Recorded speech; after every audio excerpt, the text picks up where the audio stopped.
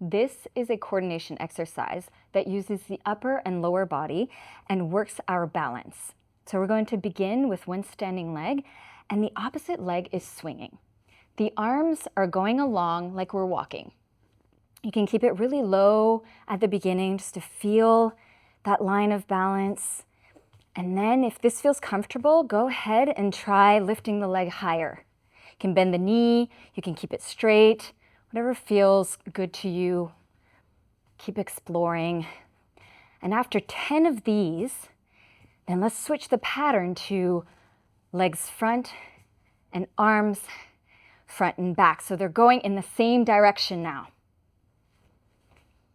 And then after 10 of these, we can switch to opposition. So the leg and arms are going in opposite direction. And 10 of these. And don't worry if you fall off, just get back up. You're just trying to creating those neural pathways to find that balance. And then switch sides. So 10, 10, and then 10. Enjoy.